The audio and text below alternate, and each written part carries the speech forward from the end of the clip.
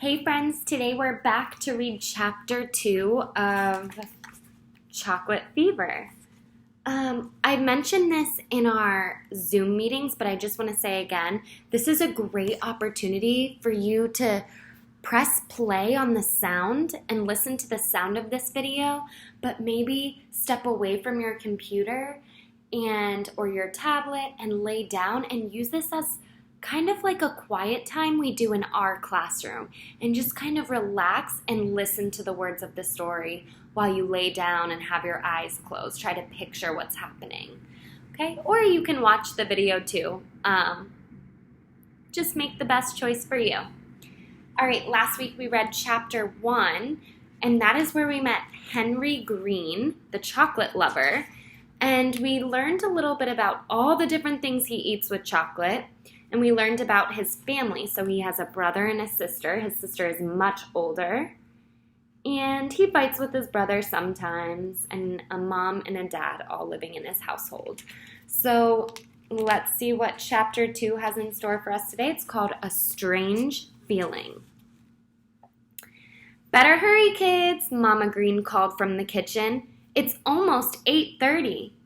Let's go, Slowpoke, Mark said to Henry. We don't want to be late. Just one more chocolate cookie, said Henry. He popped it into his mouth and, still chewing, went to his room to get his books. On the way to the front door, Henry went through the kitchen and gathered a handful of chocolate kisses to put into his pocket. He liked to have them handy to munch on at school. But this morning, because he still felt somewhat hungry, Henry stripped the silver wrapping from 2 kisses and popped them in his mouth. Then, after a quick kiss from Mama Green, a kiss that left a little bit of chocolate on her face, Henry, Elizabeth, and Mark headed out the door and on the way to school.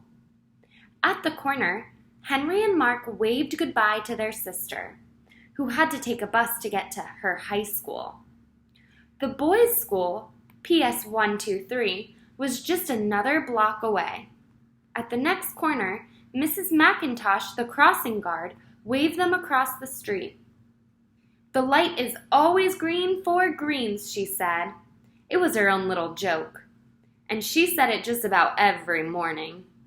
This morning, only Mark, who was extremely polite, smiled. Henry just didn't feel like smiling. In fact, he was beginning to feel a little strange. Maybe that chocolate fever coming. In the schoolyard, the boys went separate ways to join their classes. As usual, there was a lot of pushing and shoving and fooling around. But Henry, who was always very good at things like knocking hats off boys' heads and making goofy faces at the girls, was quiet. He didn't even say hi when Michael Burke, his best friend, came along. Well, what's the matter with you? Asked Michael, grinning. What do you mean, what's the matter? Henry said. Can't I just stand here? Do I have to carry on and behave like a nut? Okay, said Michael. You don't have to bite my head off. It's just that you're kind of different today. Not like you at all. Just then the whistle blew and all the children began marching into the school building. I feel funny today, Henry said to Michael. I have the feeling something's going to happen, and I don't know what. That exact feeling was going to happen. The exact feeling that something was going to happen stayed with Henry all morning. He felt strange in his homeroom, strange when he went to gym class, and in Miss Kummelfarber's math class, he felt strange all over. Henry couldn't concentrate on what Mrs. Kummelfarber was saying. He just sort of sat there and stared. Without thinking about it, he was looking at his arm and the back of his hand. And then he noticed something.